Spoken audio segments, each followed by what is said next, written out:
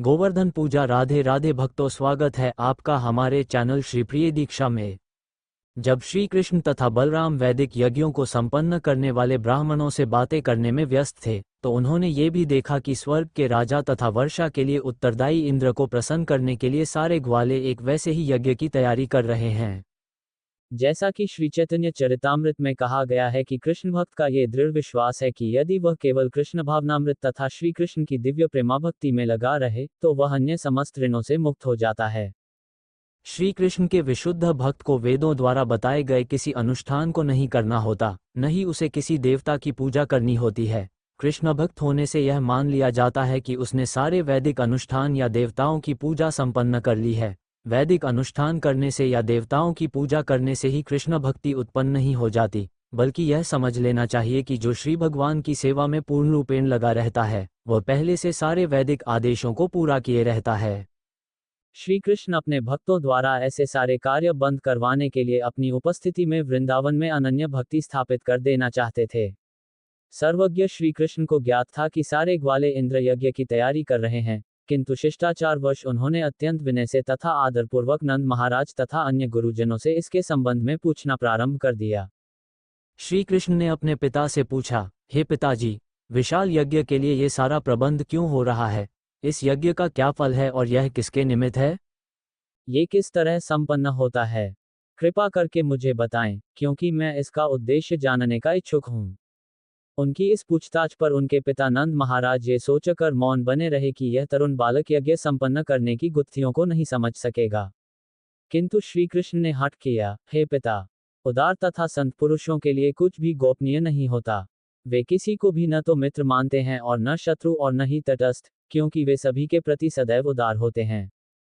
यहाँ तक कि जो लोग इतने उदार नहीं होते वे भी अपने परिवार के सदस्यों तथा मित्रों से कुछ नहीं छिपाते। हाँ, जो लोग शत्रुता रखते हैं उनसे गोपनीयता बरती जा सकती है। अतः आप मुझसे कुछ भी गोपनीय न रखें। सारे के सारे मनुष्य सकौम कर्म में लगे रहते हैं।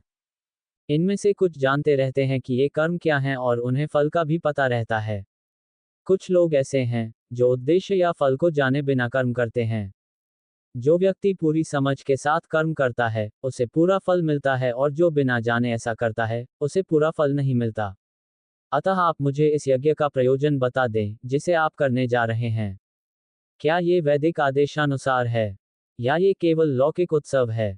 कृपा करके मुझे इस यज्ञ के विषय में विस्तार से बताएं।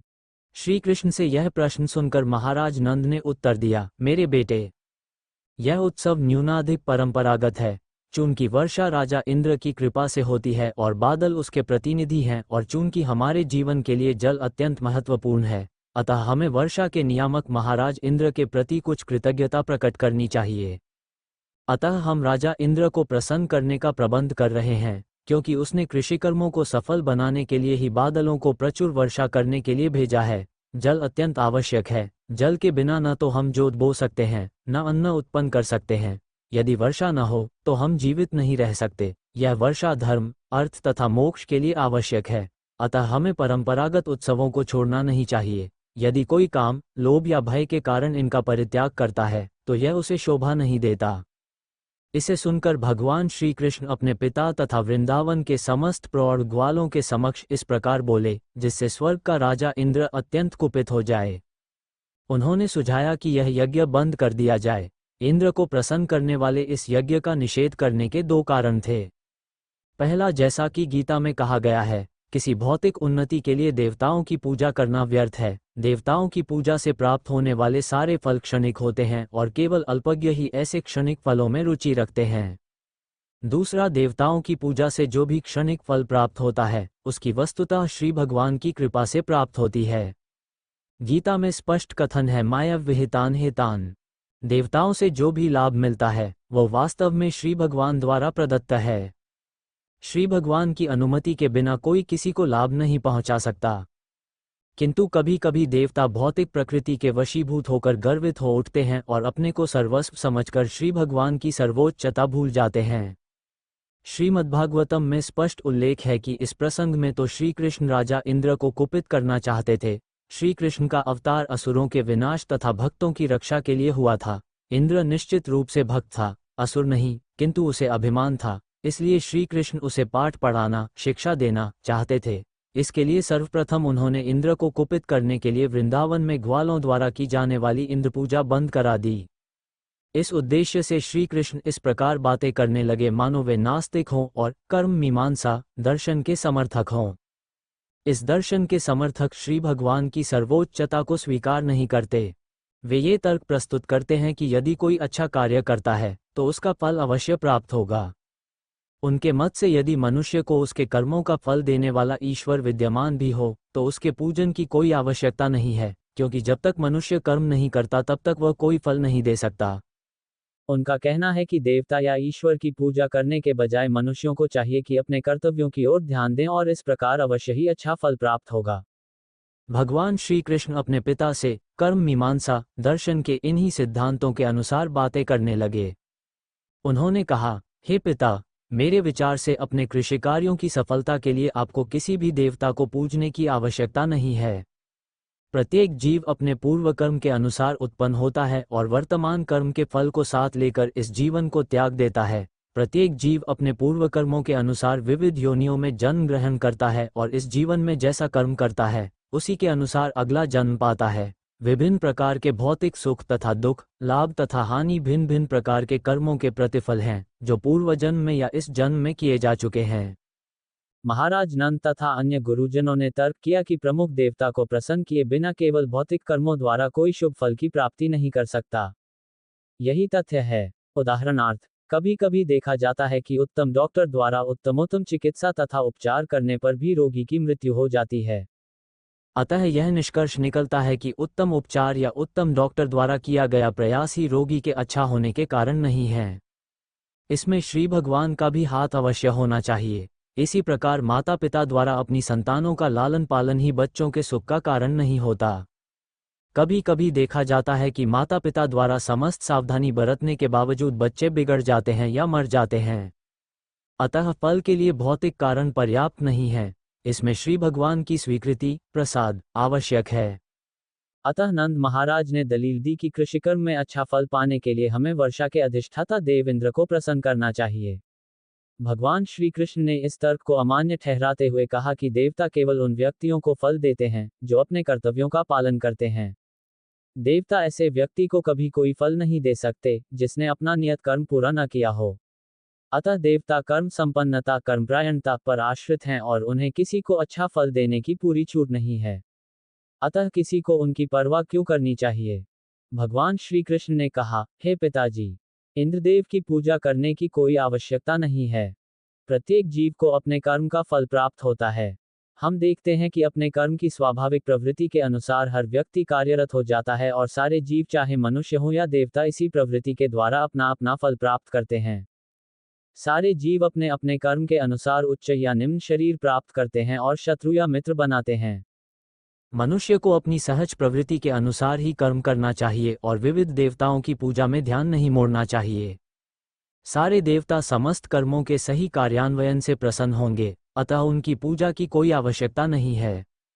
अच्छा यही है कि हम अपना कर्तव्य सुचारू रीति से करें। वस्तुतः कोई भी व्यक्ति निर्दिष्ट कर्म किए बिना सुखी नहीं हो सकता।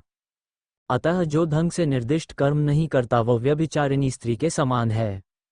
ब्राह्मण का उचित निर्दिष्ट कर्तव्य वेदों का अध्ययन है। प्रशासक वर्ग अर्थात क्षत्रियों का कर्तव्य नागरिकों को सुरक्षा प्रदान करना है।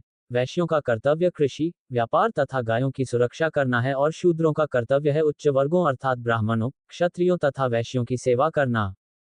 हम वैश्य जाति के हैं और हमारा वास्तविक कर्तव्य खेती करना, कृषि उत्पादनों का व्यापार, गायों की रक्षा या वित्तीय संस्था में लेन देन का कार्य करना है। श्री कृष्ण ने अपना संबंध वैश्य जाति से जोड़ा, क्योंकि नंद महाराज अनेक गायों की रक्षा कर रहे थे और श्री कृष्ण उनकी देखरेख करते थे। उन्होंने वैश्य जाति के 4 प्रकार के कार्य गिनाए हैं: कृषि, व्यापार, गोरक्षा तथा बैंक की व्यवस्था। यद्यपि वैश्यगण इनमें से कोई भी कार्य कर सकते हैं, किंतु वृंदावनवासी मुख्यतः गोरक्षा में ही लगे हुए थे। श्री कृष्ण ने अपने पिताजी को आगे भी बताया, ये दृश्य जगत प्रकृति के 3 गुणों सतो, रजो तथा तमो के अधीन चल रहा है। ये 3 गुण उत्पत्ति, पालन तथा संहार के कारण स्वरूप हैं। बादल की उत्पत्ति रजोगुण के प्रभाव से होती है, अतः वर्षा का कारण यही रजोगुण है। इस वर्षा के बाद ही जीवों को फल अर्थात कृषि कार्य में सफलता मिलती है। तो फिर इंद्र को इस कार्य से क्या प्रयोजन है? यदि आप इंद्र को प्रसन्न न भी करें तो वह क्या कर सकता है? हमें इंद्र से कोई विशेष लाभ नहीं मिलता। यदि वह हो भी तो वह समुद्र के ऊपर भी तो जल बरसाता है जहां उसकी कोई आवश्यकता नहीं है। अतः हम पूजा करें या ना करें, वह समुद्र तथा पृथ्वी पर जल की वर्षा करता है। जहां तक हमारी बात है, हमें किसी अन्य नगर या गांव या विदेश जाने की आवश्यकता नहीं है। नगरों में बड़े बड़े महल हैं, किंतु हम तो वृंदावन के इसी जंगल में रहने से ही संतुष्ट हैं। हमारा संबंध गोवर्धन पर्वत तथा वृंदावन के जंगल से है, अन्य कहीं से नहीं। अतः हे पिता, मेरी आपसे प्रार्थना है कि आप ऐसा यज्ञ करें जिससे स्थानीय ब्राह्मण तथा गोवर्धन पर्वत संतुष्ट हो सकें। हमें इंद्र से कोई सरोकार नहीं है। श्री कृष्ण के इस कथन को सुनकर नंद महाराज ने उत्तर दिया, मेरे बेटे, चूंकि तुम कह रहे हो इसलिए मैं स्थानीय ब्राह्मणों तथा गोवर्धन पर्वत के लिए एक पृथक यज्ञ का आयोजन किए देता हूँ। किंतु इस समय मुझे यह इंद्र यज्ञ करने दो। किंतु श्री कृष्ण का प्रत्युत्तर था, पिताजी, आप विलंब न करें। आप गोवर्धन पर्वत तथा स्थानीय ब्राह्मणों के लिए जिस यज्ञ का प्रस्ताव रख रहे हैं उसमें काफी समय लगेगा। अतः अच्छा ये होगा कि इंद्र यज्ञ के लिए आपने जितनी तैयारियां की हैं उनसे तुरंत गोवर्धन पर्वत तथा स्थानीय ब्राह्मणों को संतुष्ट कर दिया जाए। अंततोगत्वा महाराज नंद को पसीज न पड़ा। तब ग्वालों ने श्री कृष्ण से पूछा कि वे यज्ञ को किस तरह करना चाहते हैं। तो श्री कृष्ण ने उन्हें ये आदेश दिए, यज्ञ के लिए एकत्र किए गए अन्न तथा घी से विविध पकवान यथा चावल, दाल, हलवा, पकौड़ी, पूरी तथा दूध के व्यंजन यथा खीर, रबड़ी, रसगुल्ला, संदेश एवं लड्डू बनाए जाएं और फिर विद्वान ब्राह्मणों को बुलवाकर वैदिक मंत्रों के उच्चारण सहित अग्नि को आहुति प्रदान की जाए। ब्राह्मणों को दान में सभी प्रकार के अन्न दिए जाएं।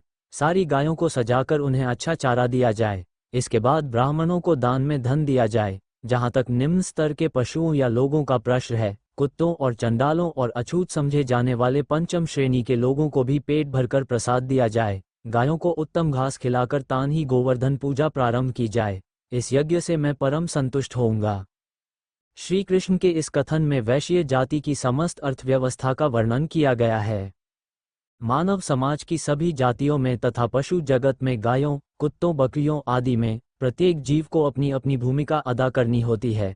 हर एक सदस्य को संपूर्ण समाज के लाभ के लिए सहयोग से काम करना होता है।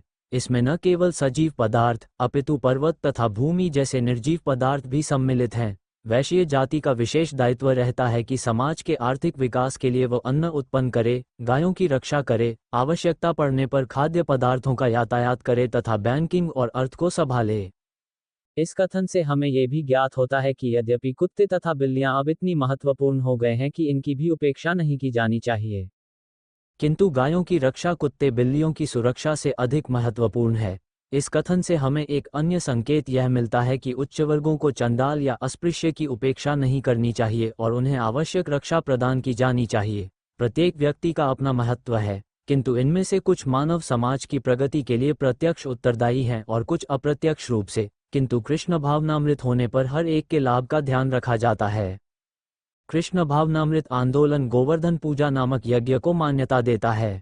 भगवान श्री चैतन्य की संस्तुति है कि चूंकि श्री कृष्ण पूजनीय हैं, अतः उनकी भूमि वृंदावन तथा गोवर्धन पर्वत भी पूजनीय हैं।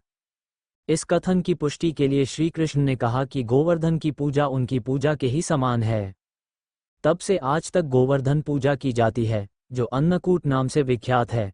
इस उत्सव पर वृंदावन तथा वृंदावन के बाहर के मंदिरों में भी प्रचुर मात्रा में भोजन तैयार किया जाता है और उसे जनता में खले दिल से बांट दिया जाता है। कभी कभी यह भोजन भीड़ में फेंक दिया जाता है और लोग उसे जमीन से भी उठाकर खाने में प्रसन्नता का अनुभव करते हैं। इससे हम समझ सकते हैं कि श्री कृष्ण को अर्पित प्रसाद कभी दूषित नहीं होता, भले ही वह भूमि पर क्यों न फेंका गया हो। अतः लोग इसे एकत्र करके परम प्रसन्नतापूर्वक खाते हैं। जहरी पर की। अतः भगवान श्री कृष्ण ने ग्वालों को सलाह दी कि इंद्र यज्ञ बंद करके इंद्र को दंडित करने के लिए गोवर्धन पूजा प्रारंभ की जाए, क्योंकि इंद्र स्वर्ग का परम नियंता होने के कारण अत्यंत गर्विला हो गया था। नंद महाराज तथा सीधे साधे ईमानदार ग्वालों ने श्री कृष्ण का प्रस्ताव मानकर उनके द्वारा संस्तुत सब कार्य विस्तार से संपन्न किए। उन्होंने गोवर्धन की पूजा तथा उसकी परिक्रमा संपन्न की। गोवर्धन पूजा के उद्घाटन के बाद आज भी वृंदावनवासी सुंदर वस्त्र पहनकर गोवर्धन पर्वत की पूजा करने और गायों को आगे करके परिक्रमा करने के लिए उसके निकट एकत्र होते हैं। श्री भगवान के आदेशानुसार नंद महाराज तथा ग्वालों ने विद्वान ब्राह्मणों को बुलाया और वैदिक मंत्रोच्चार के साथ प्रसाद समर्पित करके गोवर्धन की पूजा की। वृंदावनवासी एकत्र हुए, उन्होंने अपनी अपनी गायें सजाईं और उन्हें हरी हरी दूब दी। फिर गायों को आगे करके गोवर्धन पर्वत की परिक्रमा करने लगे। गोपियों ने भी स्वयं को अच्छे वस्त्रों से सजाया और वे बैलगाड़ियों में बैठकर श्री कृष्ण की लीलाओं का कीर्तन करने लगीं। यहाँ एकत्रित ब्राह्मणों ने गोवर्धन पूजा के लिए पुरोहित बनकर ग्वालों तथा उनकी पलियों गोपियों को आशीर्वाद दिया। जब सब कुछ पूरा हो गया तो श्री कृष्ण ने महान दिव्य रूप धारण किया और वृंदावन वासियों के समक्ष घोषित किया कि वे स्वयं गोवर्धन पर्वत हैं, जिससे भक्तों को विश्वास हो जाए कि स्वयं श्री कृष्ण तथा गोवर्धन पर्वत अभिन्न हैं। तब वहां पर अर्पित सारे व्यंजनों भोग को श्री कृष्ण खाने लगे। आज भी श्री कृष्ण तथा गोवर्धन पर्वत की अभिन्नता का सम्मान किया जाता है और परम भक्तगण गोवर्धन पर्वत से शिलाखंड लेकर उसकी उसी प्रकार पूजा करते हैं, जिस प्रकार मंदिरों में श्री कृष्ण के श्री विग्रह की पूजा की जाती है। इसीलिए कृष्ण भावनामृत अनुयायी गोवर्धन पर्वत से छोटी छोटी शिलाएं एकत्र करके अपने घर में उनकी पूजा कर सकते हैं, क्योंकि यह पूजा श्री विग्रह पूजा के ही समान है। जिस रूप में श्री कृष्ण ने भोग लगाया था उसको अलग से बनाकर श्री कृष्ण तथा अन्य वृंदावनवासियों ने उसे तथा गोवर्धन पर्वत को नमस्कार किया। साक्षात श्री कृष्ण तथा गोवर्धन पर्वत के विशाल रूप को नमस्कार करते हुए श्री कृष्ण ने उस सभा में घोषित किया, जरा देखो तो कि गोवर्धन पर्वत किस प्रकार यह विशाल रूप धारण किए है और सारी भेंटें स्वीकार करके हम पर अनुग्रह कर रहा है। मैंने स्वयं गोवर्धन की पूजा जिस प्रकार से संपन्न की है, यदि कोई उस रूप में नहीं करेगा तो वह सुखी नहीं रहेगा। गोवर्धन पर्वत में अनेक सर्प हैं और जो गोवर्धन पूजा संबंधी निर्धारित कर्तव्य का पालन नहीं करेगा उसे ये सांप काटेंगे और वह मर जाएगा। गायों तथा अपने कल्याण के लिए विश्वस्त होने के लिए गोवर्धन के निकटवर्ती समस्त वृंदावनवासियों को इस पर्वत की पूजा उसी रूप में करनी चाहिए जैसा मैंने बताया है। इस प्रकार गोवर्धन पूजा रूपी यज्ञ संपन्न करके वृंदावन के समस्त वासियों ने वसुदेव के पुत्र श्री कृष्ण की आज्ञा का पालन किया और बाद में वे अपने अपने घरों को चले गए। इस प्रकार लीला पुरुषोत्तम भगवान श्री कृष्ण के अंतर्गत गोवर्धन पूजा नामक 24वें अध्याय के भक्तिवेदांत तात्पर्य पूर्ण हुए। भगवान श्री कृष्ण की लीलाओं का आनंद लेने के लिए हमारे